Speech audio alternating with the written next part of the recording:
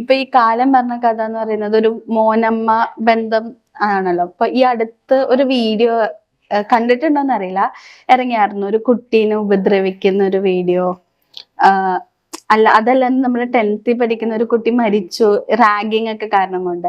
അപ്പൊ ഒരു അമ്മ എന്ന നിലയിൽ ഇങ്ങനത്തെ ഒരു, ഇപ്പൊ മക്കളെ വളർത്തുമ്പോൾ ഒരു ടെൻഷൻ ഉണ്ടാവില്ല. അപ്പൊ കഥാപാത്രമാണെങ്കിലും അല്ലെങ്കിൽ റിയൽ ലൈഫിലാണെങ്കിലും ആ ഒരു ടെൻഷൻ ഒന്നും ഉണ്ടാവാറുണ്ട് ഇത്തരത്തിലുള്ള ന്യൂസ് ഒക്കെ. നമ്മള് വീട്ടില് കുട്ടികളെ വളർത്തുന്നത് നമ്മള് സ്നേഹം അവർക്ക് കൊടുത്തുകൊണ്ട് വളരെ സിൻസിയർ ആയിട്ടാണ് നിൽക്കുന്നത്.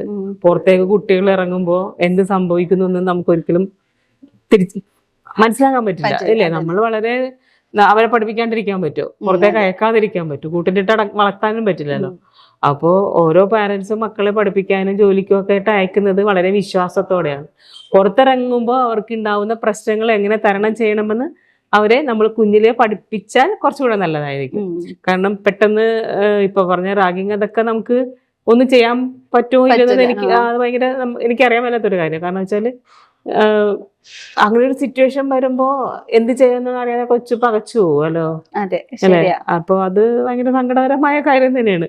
അതിനെയൊക്കെ എനിക്ക് പറയാനുള്ളത് അങ്ങനെയുള്ള സംഭവങ്ങളൊക്കെ നിർത്തണം എന്നുള്ളതാണ്, അല്ലേ? എന്തിനാണ് അങ്ങനെ ഒരു ആവശ്യം? എന്തിനാണ് ഇപ്പത്തെ കുട്ടികൾക്ക് ഡിപ്രഷൻ അല്ലെങ്കിൽ വയലൻസിനോട് കൂടുതലാ. പണ്ട് നമ്മളൊക്കെ ചെറുതായിരിക്കുമ്പോ അച്ഛനും അമ്മയൊക്കെ എന്തെങ്കിലും വഴക്ക് പറയുമോ എന്നുള്ളൊരു പേടി ഉണ്ടായിരുന്നു.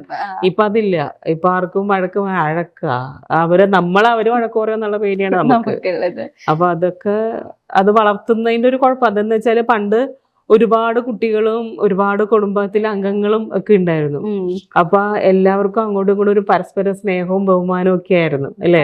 അവിടുത്തെ ഒരു സന്തോഷം, ആ സന്തോഷം നഷ്ടപ്പെടാതെ നോക്കുക എന്നുള്ളതായിരുന്നു എല്ലാവരുടെയും മനസ്സിൽ.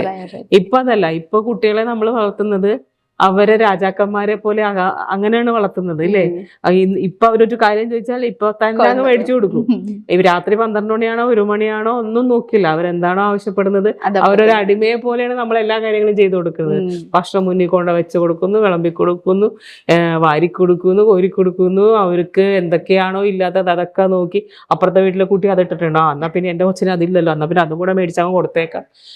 അല്ലെങ്കിൽ അവന് വിഷം പോകൂലേ, പിന്നെ അവൻ കിടന്ന് കാര്യം അവനതുണ്ടല്ലോ എനിക്കത് മേടിച്ചു തന്നില്ല എന്ന് പറയുമ്പോൾ അയ്യോ എന്റെ കുഞ്ഞിന് അതില്ല, എന്റെ കുഞ്ഞു അതില്ലെങ്കിൽ അവന് പിന്നെ നാളെ സ്കൂളിൽ പഠിക്കാൻ പോലും പറ്റൂല എന്നുള്ള വിശ്വാസത്തോടെ അത് മേടിച്ചു കൊടുക്കുന്നു. ഇങ്ങനെ ആക്കി നമ്മളെ കുട്ടികൾ നശിച്ചു കൊണ്ടിരിക്കുക, അല്ലേ?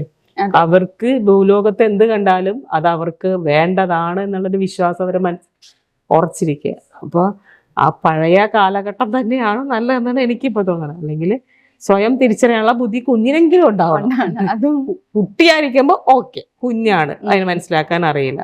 പാരന്റ്സ് പറഞ്ഞു കൊടുത്താൽ പോലും അതിന് അത്രയ്ക്കത്ര അത് വളർന്നു വന്ന ചുറ്റോട് വെച്ചിട്ട് അതിന് അറിയില്ല.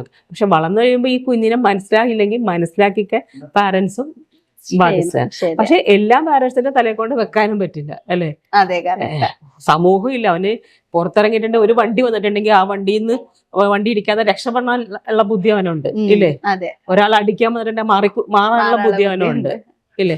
വിശന്നാൽ അവന് മനസ്സിലാവുന്നുണ്ട്, വിശപ്പുണ്ട്, എനിക്ക് ഞാൻ തന്നെ വാരി കഴിച്ചാൽ എന്റെ വയറ്. ഇതൊക്കെ അവന് തിരിച്ചറിയാമെങ്കിൽ ബാക്കിയുള്ളതെല്ലാം തിരിച്ചറിയാൻ പറ്റും, അവനാണെങ്കിലും അവളാണെങ്കിലും.